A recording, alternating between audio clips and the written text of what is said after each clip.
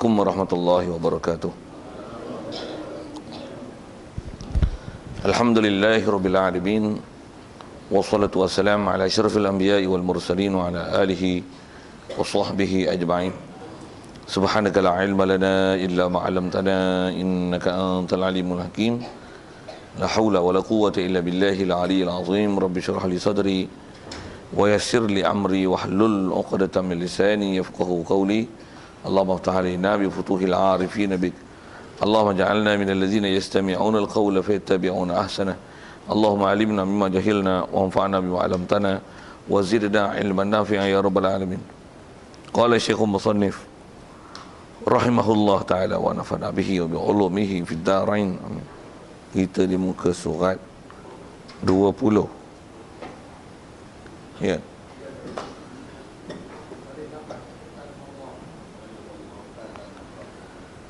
Kata Musannif rahimahullah ta'ala, dan firman Allah Ta'ala, dalil wajib ada sifat kalam bagi Allah Ta'ala ialah baharu alam. Dan firman Allah Ta'ala, wa kallamallahu Musa taklima, artinya telah berkata-kata oleh Allah Ta'ala akan Nabi Musa akan sebagai berkata-kata, dengan makna menghilang oleh Allah Subhanahu wa taala akan hijab daripada Nabi Musa dan diberi dengar akan dia akan kalamnya yang qadim.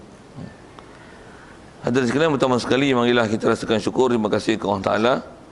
Kesyukuran besar sekali yang kita nak syukuri Allah Taala adalah nikmat hidup yang masih diberi, yang dengan hidup itu dapat kita bangun pada pagi ini dan kita dapat merasakan, kalau tak rasa pun rasakan bahawasanya yang menghidupkan kita kembali setelah kita tidur malam tadi, yang tidur tu istilahnya mati sementara, mati kecil, yang Allah Ta'ala masih lagi memanjangkan umur kita pagi ni.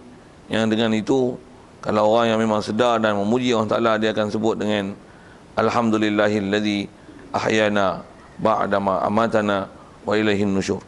Yang dimemuji Allah Ta'ala, yang mengiktiraf, mengakui bahawasanya Allah Ta'ala yang telah menghidupkan kita, dia yang mematikan kita. Jadi antara dia hidupkan kita itu hidupkan kita di pagi ni setelah dimatikan kita pada malam tadi, dan kita mengiktiraf, mengakui bahawasanya kepada Allah Ta'ala lah kita akan kembali. Itu adalah mengajar persiap akidah yang besar dalam kehidupan kita, dan dasarnya kita nak sebut ialah kita syukuri nikmat Allah Ta'ala berikan kita pagi ni. Masih lagi Allah Ta'ala beri nikmat hidup. Dan hidup kita ni Allah Ta'ala dah bagi sejak dulu lagi lahirnya kita daripada mak ayah kita yang Islam. Maka Islamlah kita, dan syukur banyak-banyak Islam yang kita dapat. Bukan Islam yang baka dan keturunan saja. Yang ramai orang Islam kita yang Islamnya adalah rupa gitu, walaupun Islam tapi jahil tentang Islam sampai lawan Islam. Jadi syukur banyak-banyak Allah Ta'ala jadikan kita Islam dalam keadaan Allah Ta'ala mudahkan kita, lorongkan kita ke majlis-majlis ilmu, yang dengan kita hadir ke majlis ilmu itu dapat kita membenarkan, mengakui, mengiktiraf apa saja ajaran yang dibawa datang oleh Nabi kita Muhammad sallallahu alaihi wasallam. Yang dengan kita membenarkan di hati semua ajaran Nabi kita Muhammad sallallahu alaihi wasallam, itulah dikatakan iman. Jadi syukur kita dapat nikmat hidup, dapat Islam dan dapat iman. Sekali lagi nak sebut yang kata yang kita dapat iman ni, syukur banyak-banyak yang berapa ramai orang Islam walaupun dia Islam tapi takut-takut terkeluar senarai daripada Islam dan hukum tak beriman kerana ada benda yang dibangkang, ditolak, dipersenda, diperolok, dipermain-mainkan daripada ajaran Nabi kita Muhammad sallallahu alaihi wasallam yang begitu banyak keliling kita. Syukur Allah Ta'ala bagi kita nikmat besar bagi ini yang seumpama itu. Begitu juga diberikan kesihatan, kelapangan masa, juga ditambah lagi dengan taufik hidayatnya, dengan itu ada kekuatan pada kita untuk datang solat subuh berjemaah, dan diberikan lagi kelapangan masa untuk boleh kita meletakkan diri kita dalam majlis ilmu yang insya-Allah kita akan gunakan dan manfaatkan masa ini untuk meneruskan perbincangan kita. Yang dasar kita nak tajuk kita bicara ni ialah masih bab kalam, dan sedikit yang sebut kaedah pendalilan tentang apa yang telah kita bicara dalam bab kalam dulu.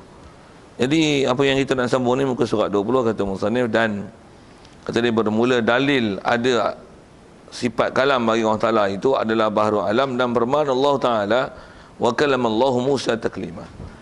Baik. Jadi hadirin sekalian, apa yang kita nak bicara ni dasarnya nak bicara bab kalam yang dengan apa kita dah bicara dulu, wajib kita i'tiqad mestilah Allah Ta'ala ada pada dia sifat kalam, yang terjemahnya sifat kata, yang dengan sifat yang kita sabitkan ke Allah Ta'ala, sifat kata itu, dengan itulah sifat, dengan itulah Allah Ta'ala berkata-kata. Ada beberapa perkara yang kita dah bicara dulu, yang kata yang terdekatnya Allah Ta'ala nisbah dia boleh kata tu, dia boleh memperkatakan perkara apa. Antara yang telah kita bicara yang terdekat, dia boleh memperkatakan perkara wajib, perkara mustahil dan perkara harus. Itu yang kita bicara dululah. Jadi apa yang kita nak bicara ni adalah nak bicara bab dalil. Sikit lagi rasanya, walaupun sering kali saya sebut tentang dalil ini, pasal kitab tauhid, kitab akidah, kita bila belajar dengan tertib apa yang disebut oleh ulama dulu, setiap bab akidah mesti disebut bab dalil. Berbanding dengan kalau kita sebut bab fiqh, kita belajar bab fiqh, ulama tak sebut dalil. Pasal apa? Pasal ilmu tauhid atau masyhur dengan bahasa ulama ahli sunnah wal jamaah, setiap bab akidah, khususnya bab ketuhanan, begitu juga bab rasul, dia wajib berdalil. Wajib berdalil. Meninggalkan dalil dalam bab tauhid, dalam bab akidah, dalam bab ketuhanan, dalam bab rasul, walaupun kita punya maklumat itu betul tepat dengan kaedah ahli sunnah wal jamaah, tetapi jika tak boleh didatangkan dalil pembuktian di atas apa yang kita iktikad dan pegang itu, jadi maklumat dah ada, maklumat pun tepat macam mana kaedah ahli sunnah wal jamaah, tapi tak ada dalil. Dari segi istilahnya dipanggil apa? Sikit soalan, awal-awal soalan ni. Dia panggil apa? Tak, saya bukan tanya dalil tu bukti tu. Maksudnya dari segi kategori kita ni, orang ada ilmu, belajar dah, bukan tak faham bab ni. Dah faham dah kena sebab kalau orang tak ada sifat kata, dah itikad dah ni, pegang di hati, gila itikad ni. Maksud gila tu pegang sungguh-sungguh, memang tak ganjak dah. Mesti ada sifat kalam ada dia. Maklumat pun memang tepat ahli sunnah wal jamaah, antara sifat yang wajib diiktikadkan Allah adalah sifat kalam. Tapi bila tanya dalil, apa bukti? Entahlah teman, bukan ustaz katanya. Jadi tak boleh dalil. Jadi dari segi nak grouping dan status kita, apa yang sebut level kita ni dalam bab akidah, dalam bab akidah dipanggil apa? Dipanggil taklid. Taklid ni apa? Taklid ni orang ada informasi dalam bab akidah, dan informasi ni dalam bab akidah tepat dengan kaedah ahli sunnah wal jamaah. Tapi bila kena tanya bab dalil, tumpah, tak boleh jawab. Bahasa tumpah tu lah, tak boleh jawab. Dan tak boleh jawab tu kadang-kadang bukan tanya aras tinggi pun, aras biasa je. Allah, leceh sungguh. Tak boleh dijawabnya. Dari segi nama, kategori, grup dia, grup taklid. Bila taklid, macam mana ada kita bicara dulu, ada khilaf ulama tentang orang taklid ni. Khilaf tak mana? Khilaf tentang kafir tak kafir. Kafir kan? Dia khilaf tu khilaf kafir tak kafir. Macam mana pun, jumhur ahli sunnah wal jamaah mengatakan tak kafir orang taklid ni. Nasib baik tak kafir. Nasib baik. Macam mana pun ada ulama kata kafir. Pasal apa? Tak berdalil. Sikit kalau sebut ke kafir tu, pasal kita nak bicara ke dalil. Kenapa ada ulama kata kafir? Ada ulama kata kafir tu kerana orang yang bila walaupun dia punya itikad dia kuat dalam bab ni, memang beranak-beranak pun dah diajar dah Allah wujud qidam baqaa mukhalafah lil hadis dan sebagainya. Kita pun dah habis dah dengan sifat kalam tu, cuma nak berdalil je ni. Maklumat pun dah betul dah.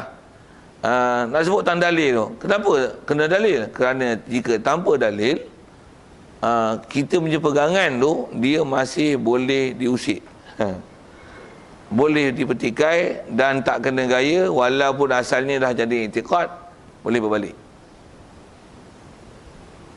Tu masalah. Yang boleh berbalik tu takut tu. Sikit saya kata, boleh ada orang berbalik. Dengar saya sebut berbalik ni. Berapa ramai orang PAS yang dia UMNO? Betul tak? Berapa ramai orang UMNO jadi PAS? Betul? Ada. Berapa orang yang awal hidup dia jahat, tapi akhir umur dia boleh jadi baik. Berapa ramai orang yang baik, akhir umur dia jadi jahat? Ada. Tapi yang banyaknya yang umur dia dulu tak elok, lepas tu akhir umur baik. Banyaknya macam tu lah. Walaupun ada juga yang baik, tapi akhir dia last ending dia jahat. Ada. Na'udzubillah. Sikit kalau tengok tu, ngapa jadi gitu? Antaranya pasal tak kuat dalil. Kalau kita pandang atas sudut sabab, atas sebut kenapa dan mengapa, cause effect, Apa yang menyebabkan efek boleh berbalik tu? Antara sebab dia ialah dalil. Dalil tak kemas. Berapa ramai orang yang beranak-beranak, dia beranak pula kat Malaysia mazhab Syafi'i. Lepas tu akidah Asy'ariyah, bahasa Asy'ari Abu Mansur Maturidi, duk ngaji sifat 20, mai Wahabi sepak terajang dia. Macam mana? Terus kata sifat 20 merepek. Haram belajar sifat 20. Kawan mula tak mengaji, kata nasib baik aku tak belajar. Habis. Berapa ramai macam tu kan? Berapa ramai? Okey, sikitlah sebut tentang dalil tu. Satu, bila kita ada dalil macam mana? Engkau jangan nak main baik, kau sepak mampu. Ada pula sifat 20 merepek. Sifat 20 kata orang Ta'ala ada. Engkau kata merepek, maksudnya mengatakan kata orang Ta'ala ada ni merepek. Kau jawab. Jawab. Oh, nampak? Pasal apa boleh jawab gitu? Pasal apa boleh kelahi gitu? Kemas. Makna tu. Dalil tu. Dalil tu. Dan dalil pun bukan anti Quran. Dalil akal pun. Satu kena berdalil. Jadi yang ni pun tak. Dalil kitab kita pun. Dalil dia nak sebut ni. Dalil ke kalam pun. Ayat ulama' kita daripada dulu kita duk dengar. Inilah perkataan dia. Cuma dia atas nak bagi pendetilan tu kot lemah kat kita. Dengar lah. Yang ni yang kita nak upgrade dengan ilmu. Nisbah kita punya fahaman akidah ke orang salah tu. Cantik dah. Pegang-pegang elok dah. Cuma dalil tu nak pergi kemas. Dalil pula untuk siapa? Bukan untuk lain tuan-tuan. Untuk kita. Untuk kita tu. Kita sendiri tu. Baik. Jadi dalil ada sifat kalam bagi orang Ta'ala. Memang ini bahasa ulama' sebut. Apa dia? Baharu alam. Macam mana pula baharu alam lu boleh mendalilkan kalam? Tuan-tuan jawab boleh tak? Ni yang nak bagi faham sikit ni. Okey. Bagi faham pun tengok, bagi faham macam mana. Kita sebut dengan cara seringkas yang mungkin untuk berdalil ni. Macam mana pun sekali lagi kalau sebut pada dalil. Dalil ni apa? Dalil ni adalah kita menyebut ataupun memahamkan. Dalil ni ialah kita memahamkan, menyebut sesuatu yang zahir. Dengan sebut yang zahir ni kita boleh faham sesuatu yang ghaib. Pasal kaedah dalil ni, kalau bahasa Arab dalil dalla ya dulu, dalalah dilalah ni dia adalah penunjuk, dia adalah indikator. Tengok sesuatu yang kita boleh nampak, kita boleh memahami sesuatu yang tak nampak. Yang kita boleh faham yang tak nampak tu berdasarkan apa yang nampak. Itulah dalil. Boleh faham saya apa ni? Itulah dalil. Kita tak pernah tengok orang Ta'ala. Kita tak pernah tahu sifat orang Ta'ala apa dia. Tapi dengan tengok alam, fikir ke alam, kita boleh kata orang Ta'ala memang ada dan dia mesti sempurna dan antara sifat dia kalam. Tu. Macam mana kaedah berfikir dia? Macam mana jalan penaklukan akal yang boleh menyebabkan sampai ke situ? Yang tu yang kita nak upgrade kan kemahiran kita tu. Kemahiran ilmu tu. Kaedah penaklukan akal tu. Macam mana tu? Baik. Macam mana pun sekali lagi kalau saya sebut. Dalil tu. Jadi dalil ni apa? Kalau takrif ulama, dalil ni ialah fahmu amrin min amrin. Memahamkan satu perkara daripada satu perkara lain. Perkara apa? Memahamkan. Kalau syarahkan perkataan tu, fahmu amrin ghaibin min amrin mawjudin. Memahamkan satu perkara yang ghaib, maksudnya perkara yang tak nampak.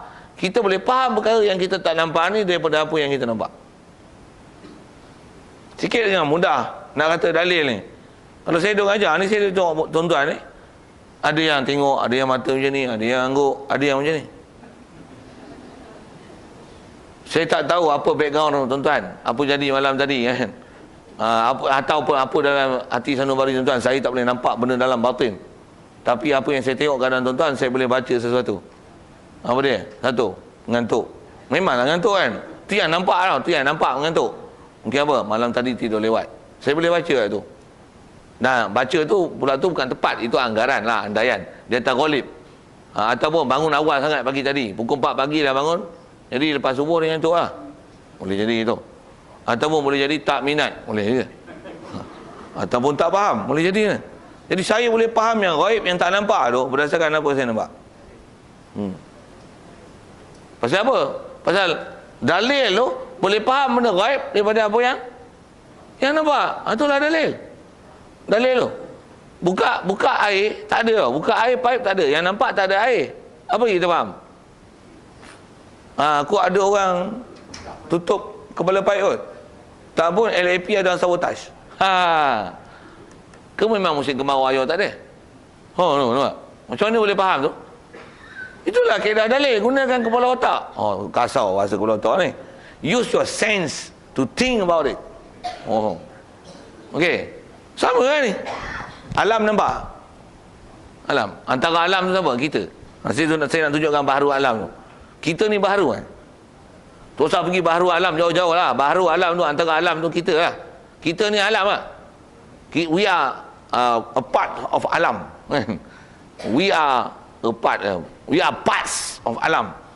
Kita adalah sebahagian daripada alam itu. Kita ada kalam. Ada sifat cakap. Ada sifat kata. Siapa yang jadikan kita? Mestilah Allah jadikan kita. Dia jadikan kita ada sifat kalam. Takkan dia tak ada kalam malah pengok antara mana langsung. Itulah dalil. Syah.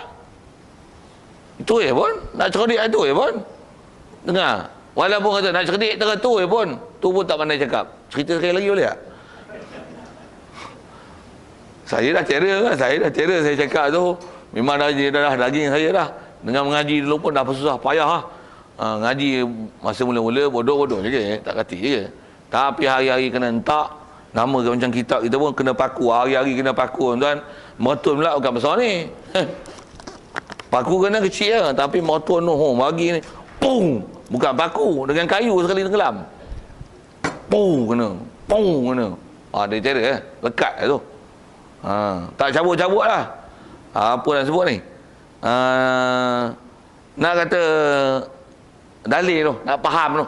Jadi macam mana kaedah nak memahamkan apa yang dinamakan dalil tu. Jadi ayat disebut kata baharu alam tu.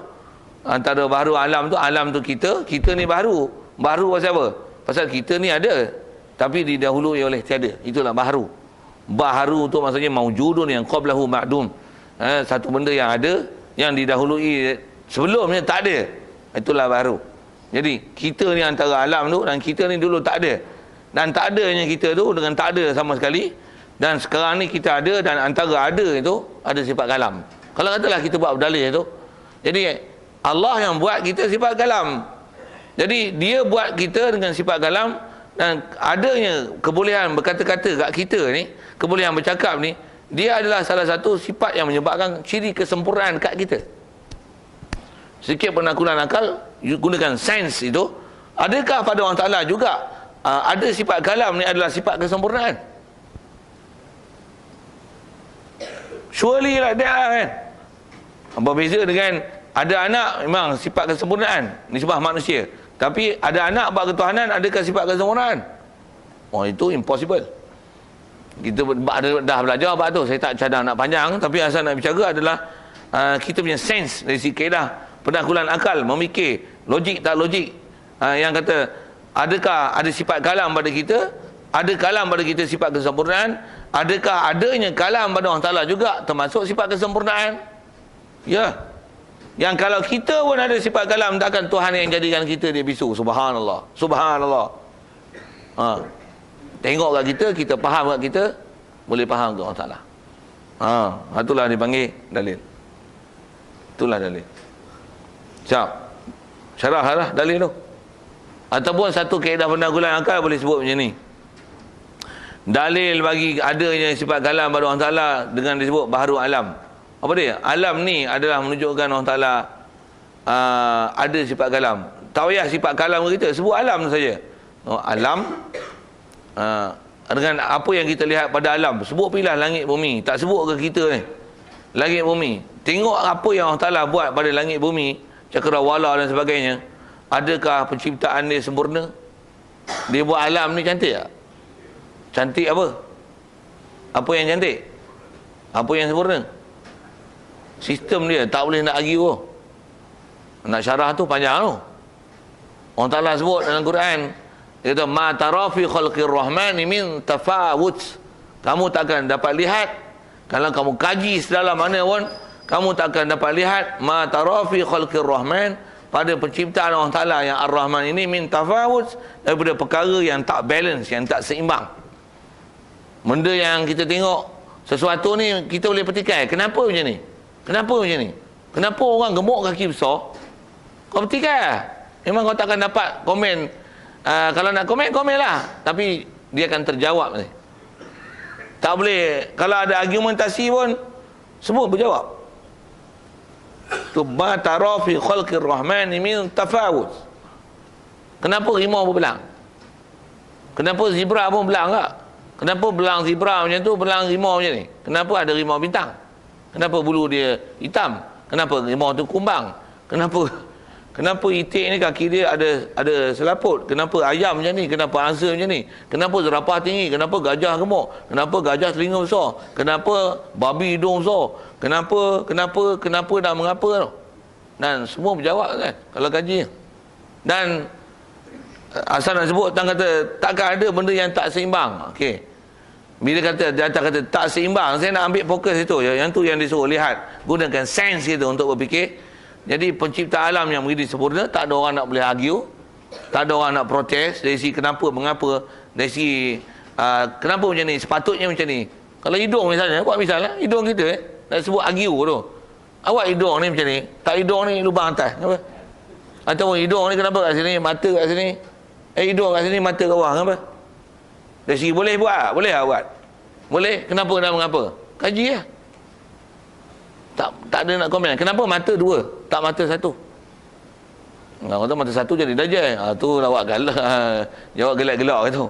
Tapi kalau sebut dengan fakta ilmu, semua ada bersabab tu. Kenapa mata kat depan pula? Kenapa mata tak belah tepi?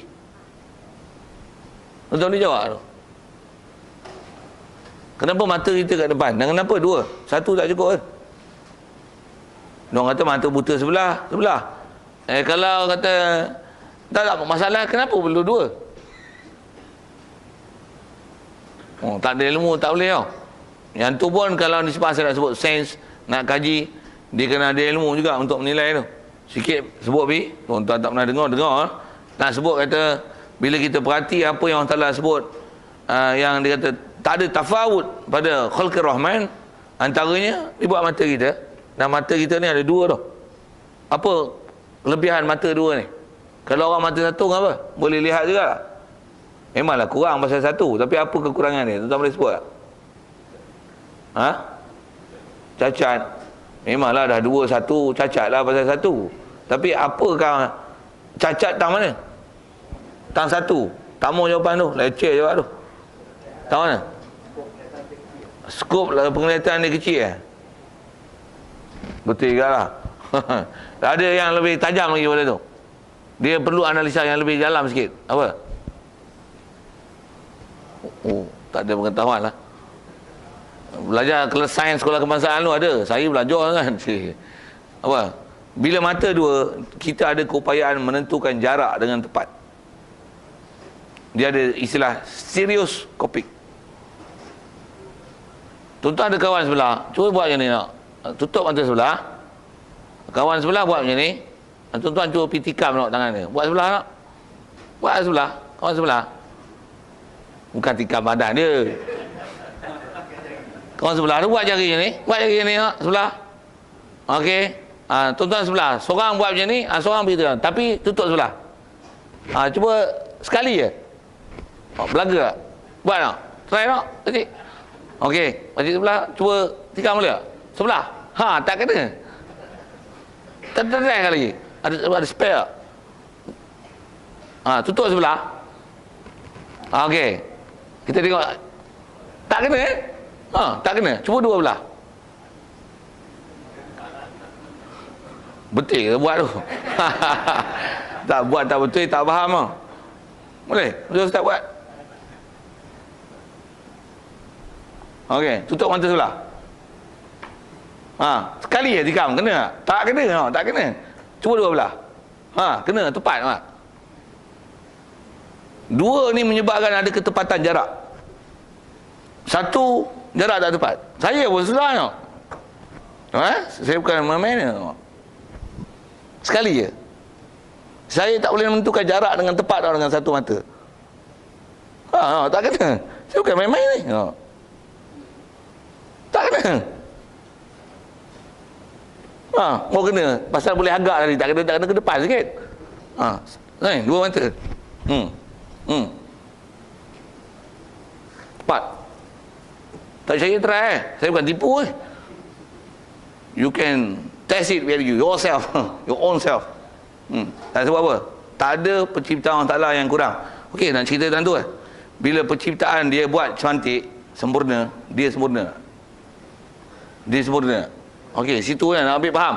Bila dia sempurna, adakah antara kesempurnaan dia bisu? Betul? Kalam lah. Okey, siap. Adalah kalam. Mana tahu? Alam tu cantik, sempurna. Tentulah dia perfect. Dan antara perfect dia adalah kalam. Siap. Cuma nak dapat tahap tu dia step by step lah. Satu lah. Tanpa ada kaedah penaklukan yang betul, dia tak boleh nak dapat jawapan lah. Sikit kalau saya buat bandingan macam kita belajar matematik, dia kata 4x campur 3y adalah 12, 2x campur 9y adalah 18. Buktikan nilai x adalah 5, y adalah 8. Boleh bukti tak? Kena buatlah persamaan serentak. Tukarlah ganti nilai. Jika x, y panjang kan tu. Tukar. Apabila ditergantikan nilai, dapat jawapan betul. Dapatlah jawapan. Tuan-tuan tak hati buat tu Tu yang tak lulus matematik dulu tu. Pasal tak belajar penaklukan berfikir yang betul. Macam mana formula matematik ni nak boleh selesaikan.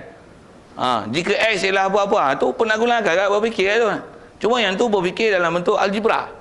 Algebra punya masalah x, y apa dan sebagainya. Ini bukan algebra. Ini akal, bab ketuhanan. Dan yang tu pun benda gaib. Kalau nisbah gaib lah, benda tak tahu jawapan betul tak betul. Betul? Dia bukan dah suggest kira-kira macam tu. Tapi ada formulasi dan kaedah menyelesai. Ni pun ada formulasi dan kaedah menyelesai. Dan saya dah ajar kan sekali lalu tu bagaimana kaedah penaklukan dan nak hubung kait. Dengan sebab tu boleh fahamkan Allah Ta'ala ada kalam. Ulama kita dulu kan dia dah ajar kaedah berfikir ni cukup cantik. Cuma bahasa dia pendek. Baru alam. Saya dah tunjukkan dua cara untuk dapat memahamkan bahawasanya memang Allah Ta'ala ada kalam berdasarkan penaklukan akal tersebut. Itu menggunakan kaedah akal. Sekali lagi kalau saya sebut, pasal apa guna akal dulu? Pasal akal ialah alat yang paling mudah ada kat kita. Tengok fikir, boleh dapat jawapan. Okey. Soalan tu tentu penaklukan akal tentang bagaimana nak kata alam ni tak ada benda yang kita boleh petikai. Mestilah pembuat alam ni sempurna. Antara kesempurnaan dia mesti ada kalam. Yang saya sebut yang pertama tadi, kita pun dia buat ada sifat kata, takkan dia bisu. Dua kaedah untuk mendapat keputusan. Siap. Soal ada tu? Boleh? Ya.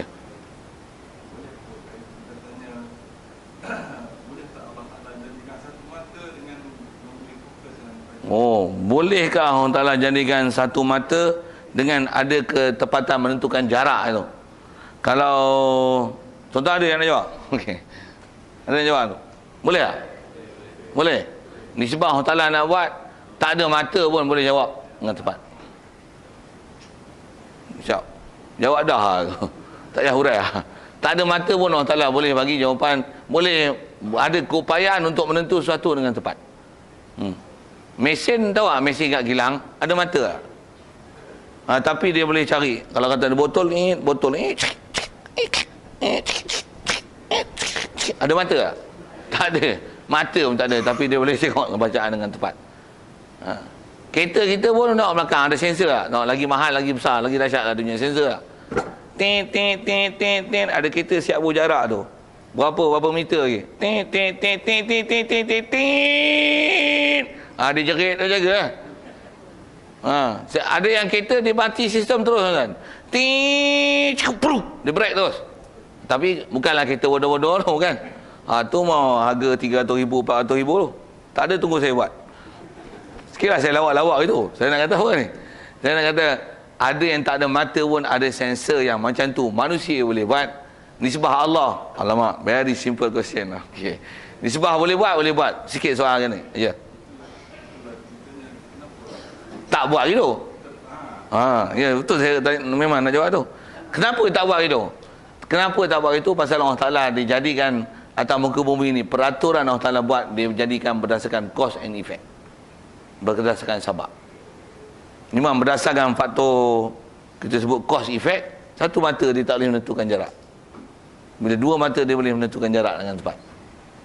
Dia ada cause effect. Misalnya kita musim panas, pokok semua kuning je.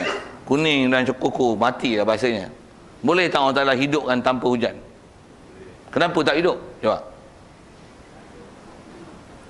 Itulah peraturan yang Allah Ta'ala buat, yang dipanggil sunnatullahi allati fatarallaha alaiha la tabdila li kalimatillah. Ini adalah sunnah yang Allah Ta'ala memang dah fitrah kan. Dia yang jadikan cause effect dan peraturan itu. Satu, kita kena belajar peraturan sabab musabab, dan wajib i'tiqad dengan apa yang kita dah belajar dulu. Yang membuat sesuatu adalah Allah, bukan sabab. Turun hujan, Allah Ta'ala boleh suburkan pokok walaupun tanpa hujan. Tapi memang dia hanya akan suburkan berdasarkan hujan. Bukan hujan memberi bekas, Allah yang memberi bekas, dia yang sumburkan.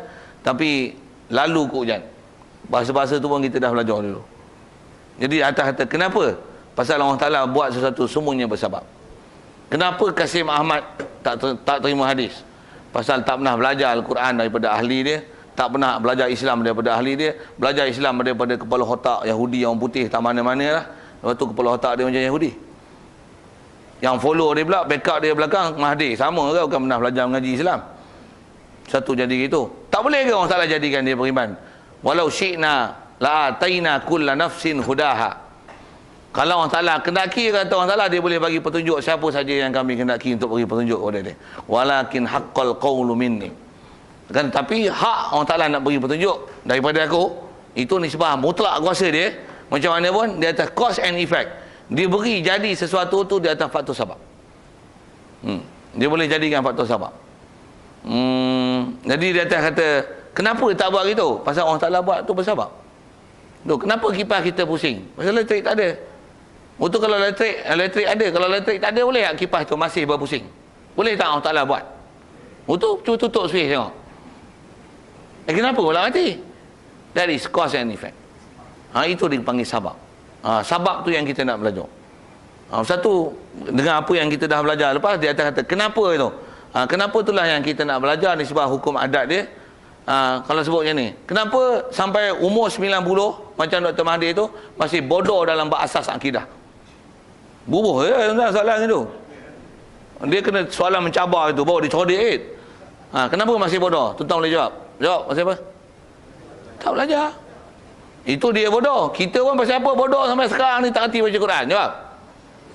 Kenapa Allah Ta'ala tak jadikan kita pandai, sedangkan bukan syarat untuk pandai ni dengan belajar kalau Allah Ta'ala nak beri? Jawab.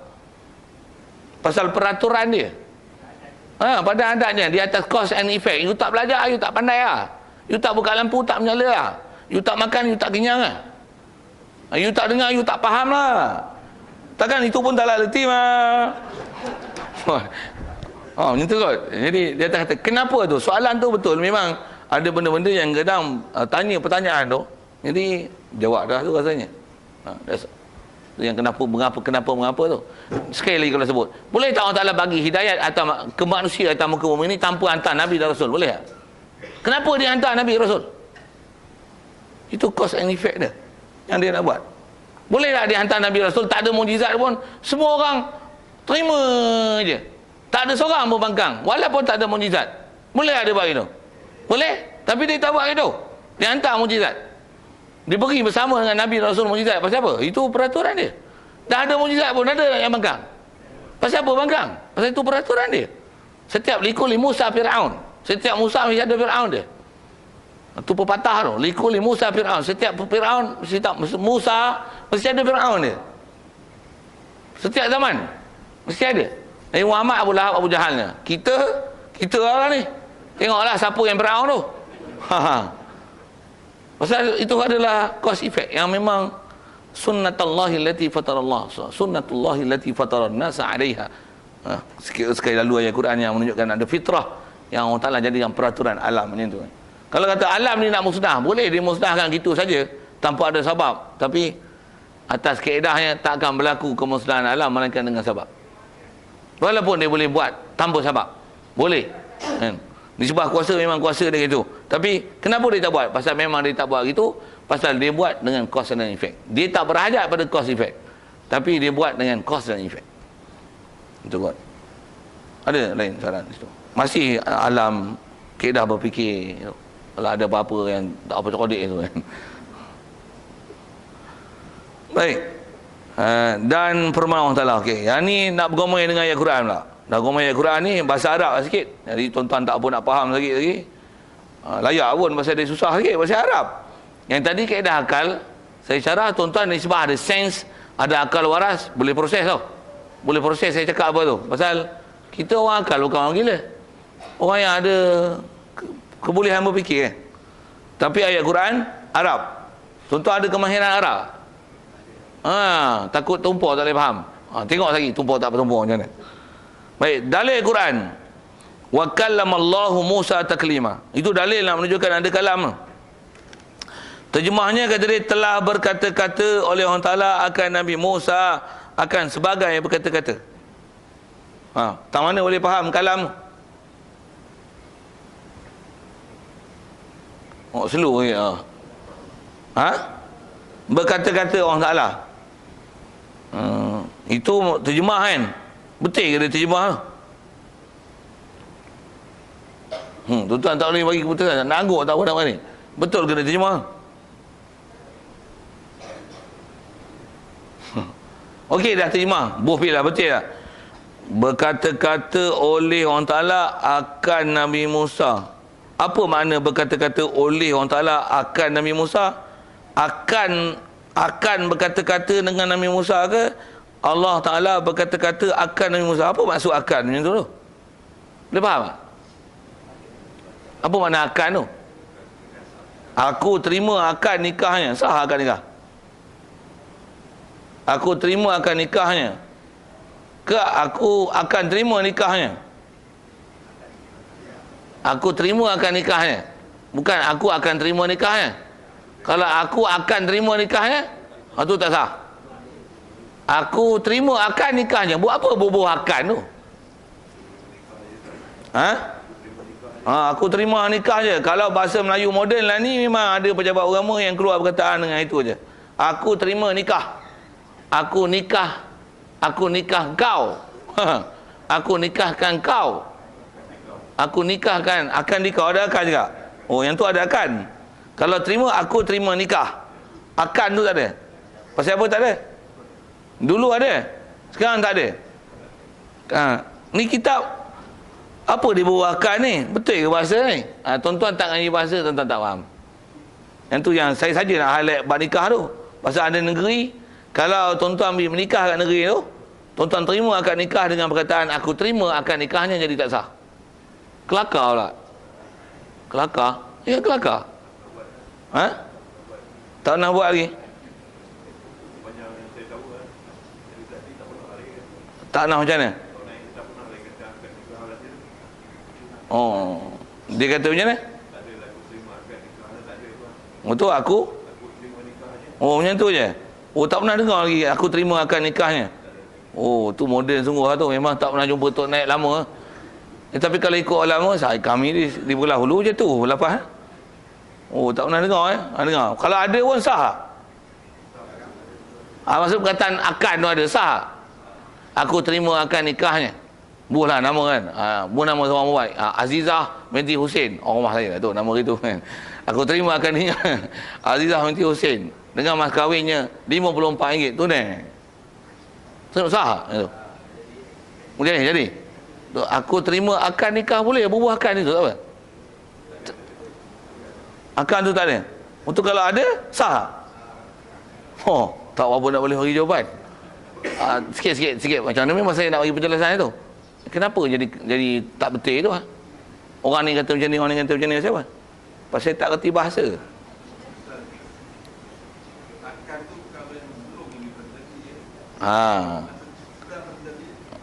Akan tu tak jauh lah. Itu kalau makna dia macam ni, aku akan terima nikahnya. Tu memang akan maksud akan datang. Tapi yang ni bukan aku akan terima nikahnya. Aku terima akan nikahnya. Tu akan tu untuk apa? Perkataan akan tu. Dengar elok saya cakap. Kitab lama, ini bahasanya. Berkata oleh Allah Ta'ala akan Nabi Musa. Tu saya tanya, terjemah tu betul tak? tuan-tuan tak ada keupayaan belajar ilmu bahasa Arab mengikut kaedah Arab, dan tuan-tuan tak ada keupayaan memahami kitab-kitab klasik, macam mana kaedah ulama dulu menterjemah bahasa Arab kepada bahasa Melayu dengan bahasa klasik, tuan-tuan tak faham baca kitab Jawi. Saya faham clear punya itu. No, itu yang pertama. Memang saya nak cerita dulu tu. Perkataan akan tu. Nabi Musa berkata-kata akan, Allah Ta'ala berkata-kata akan Nabi Musa. Akan tu, dia hanya satu perkataan untuk terjemahkan. Kalau Arab, bahasa Arabnya dia panggil maf'ulun bih. No, saya nak cerita bahasa, mesti cerita fakta bahasa lah. Kalau saya kata, saya makan nasi, tu Melayu punya, usul Melayu, kebangsaan, bahasa Melayu lah. Kalau bahasa lama yang ikut kaedah Arab, kita kata macam mana? Saya makan akan nasi. Akan tu macam mana? Akan tu just untuk translate, dia adalah benda yang kena buat. Setiap benda yang kena buat diterjemahkan dengan perkataan akan. Allah Ta'ala mencipta akan langit dan bumi. Akan tu untuk menunjukkan maf'ulun bih. Arabnya yang kena perbuatan. Ali memukul akan Abu. Orang Islam membunuh akan orang murtad. Tu. Bahasa lama macam tu kan. Satu, terima. Terima apa? Nikah. Nikah tu benda yang diterima. Aku terima akan nikahnya. Satu guna bahasa tu. Kalau belah Johor, yang pengalaman saya, memang bubuh akan, saksi dengan Tok Naib siap. Tak sah nikah. Akad lain. Siapa? Pasal bubuh akan tu, aku terima akan nikahnya. Saya, adik saya kami orang Johor. Lama lah cerita pun, cerita 15 tahun dulu. Lah ni macam tu juga rasanya. Dia punya style tu. Kita kan orang pondok. Adik saya pun ngaji pondok juga. Kita tak pernah tengok pun prosedur dia macam mana. Bila cakap gitulah. Saksi dengan Tok Naib apa semua kata tak sah. Tak sah. Tak sah akad nikah tu. Macam mana pun saya nak ceritakan. Kita balik sikit akad nikah tu. Cerita tentang bahasa tu. Jadi saya makan nasi. Saya makan akan nasi. Saya melihat akan kipas. Saya melihat akan lampu. Saya mengetuk akan paku. Apa-apa yang kena bahasa lama dia terjemah akan. Berkata-kata oleh Allah Ta'ala akan Nabi Musa. Kenapa akan tu? Nabi Musa adalah maf'ulun bih. Siap. Tuan-tuan tak faham terjemah tu, tuan-tuan tak faham bahasa tu. Okey, balik akad nikah ni balik. Okey. Kalau dah faham tu, balik akad nikah. Nak cerita tahu kan?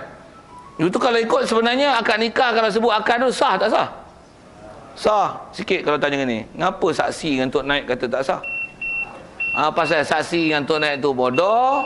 Dia tak reti bahasa Melayu klasik dengan apa maksud akan di situ. Itu yang dia petikai. Yang saya sebut adik saya yang dia nikah orang Johor tu. Jadi tu.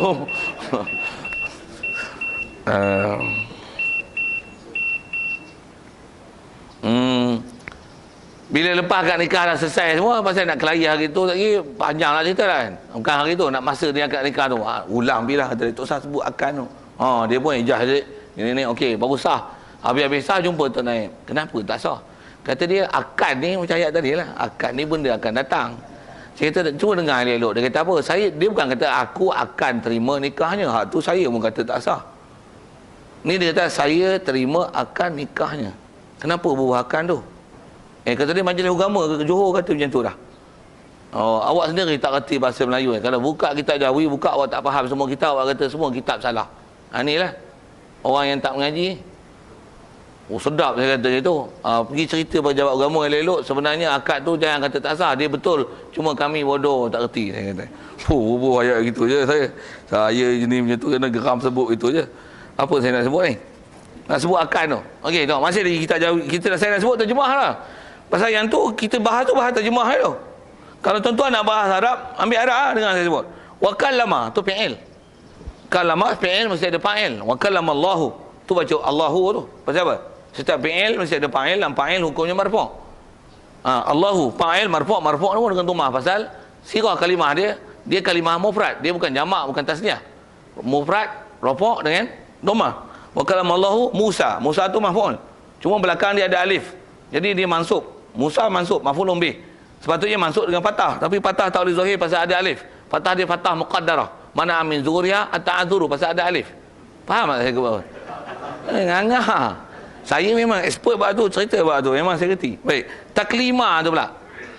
Kalau asal i'rab Arab tu dia maf'ul mutlak. Kalama yukallimu takliman, fa'ala yufa'ilu taf'ilan, hafaza yuhafizu tahfizan, rattala yurattilu tartilan, rattilil Qur'ana tartilan. Wahidillah tauhidan. Jadi yang ni kallama Allahu Musa takliman. Okey, takliman tu satu hal lah. Dia kalau i'rab nahwu tu dia panggil maf'ul mutlak. Kitab Jawi lama terjemah macam mana? Berkata-kata oleh Allah Ta'ala akan Nabi Musa, akan sebagai berkata-kata. Dua akan sekali lagi juga dah. Akan tu sekali lagi dia nak terjemah maf'ul. Cuma bila akan sebagai berkata-kata, sebagai itu untuk terjemahkan maf'ul mutlak. Maf'ul mutlak tu tak faham ke? Nampak? Saya bukan goreng apa-apa kan. Saya nak cerita bila ngaji, bila nak faham ayat Quran, nak cerita Arab, tuan-tuan tumpau Arab. Saya cerita hak Jawi, tuan-tuan pun tak pernah ngaji uslub cara Jawi nak faham